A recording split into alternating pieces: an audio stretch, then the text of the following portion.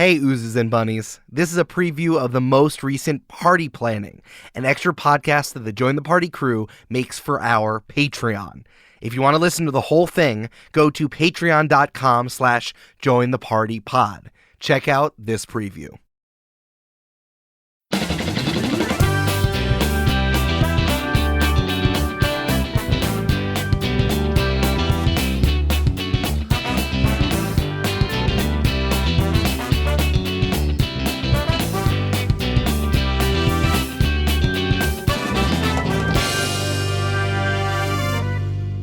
Thank you, Zoom Lady. Thank you, Zoom Lady. And Brandon, it's really important to me that we make the Zoom Lady feel thanked and noticed and welcomed, because this is going to be a very gentle party planning, all about advice for anxious players. Are you excited? Yeah.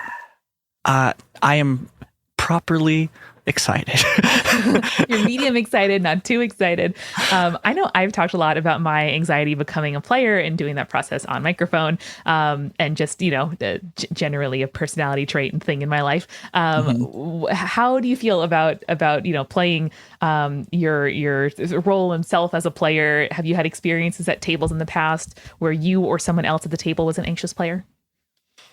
Yeah, it's really interesting because we've been playing this game, or this team, at least for 5 years now or whatever, and so I have no inhibitions anymore, which could be good or bad depending on your opinion. But I do definitely like when I played a couple home games many years ago now, and then I'll occasionally run a one shot for friends here or whatever it is. I'm definitely more the social aspect of it comes out more than it does when we were playing the JTP campaign. And I'm way more hyper aware of am I taking too much time on my turn? Am I, not properly reacting enough? Or am I or on the other side, not giving my teammates you're doing great, but maybe we should move along enough, So a lot of overthinking for sure. But yeah, what about you? Yeah, it's not a thing I think about very often, which I think is nice because I feel very settled and confident and supported, in playing Join the Party specifically. Though early on, I definitely felt a lot of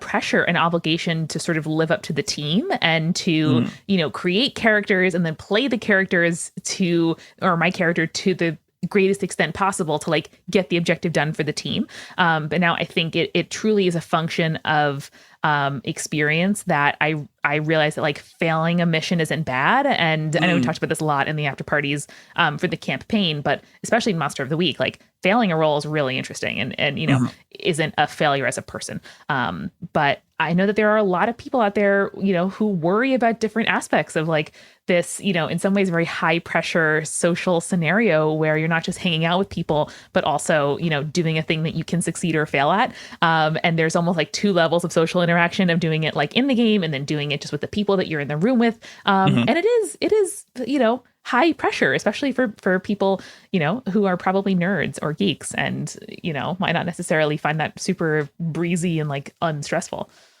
Yeah, and I imagine too, or at least for me, normally when we have a sandbox, it's better, right? To play in. But then when you do D&D specifically D&D, the amount of rules and stuff that you have to remember, it just adds to it instead of helping you put it in a box. No, it's very true. And we actually got so many fabulous questions and I'm just excited to dive into it. So this, I'm going to assume everybody wants to be, we got one question via email. I also assume that they want to be anonymous, but everyone else I can credit them from Discord. So this question says, my first pen and paper group fell apart after only a few sessions, and I was pretty uncomfortable while we were playing. It was the first time for me, and I was too anxious to enjoy myself basically at all.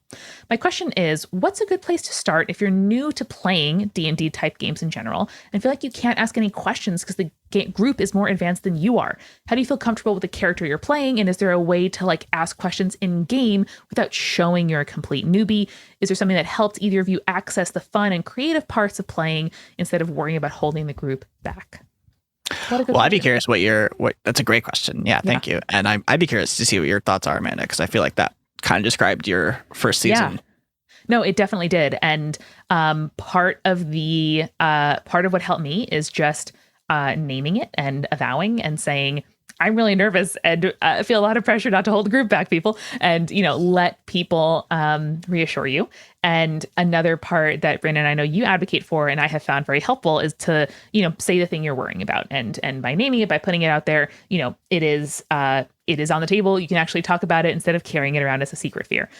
So that is very helpful. And it's also okay. Like, I think a through line we'll notice through a bunch of questions today is to say it's okay to, say I need help, to say give me a second, to say I'm not really clear on this rule. I also sometimes at the table during season 1 of Join the Party said, what do you guys think I should do? What's the best thing my character could do in this moment? Like, you don't, unless there's like a prohibition, if it's not D&D and some other game system, against collaborating with players. Like, they are called collaborative role-playing games for a reason.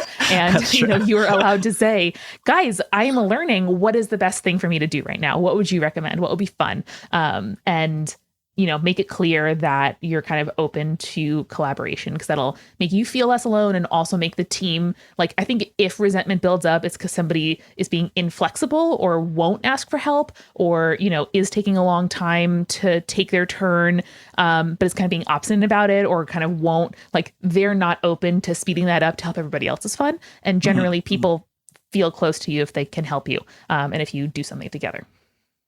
Yeah, totally true. And like, I think to that point about our season 1 game, like, I obviously knew you were feeling that way because you expressed it, which is great. But like, unless you had said something, I wouldn't have noticed or thought about it in any way. So like, that is something I like to tell myself sometimes when I'm feeling anxious, like, no one is actually thinking about you as much as you are, I promise. Yeah.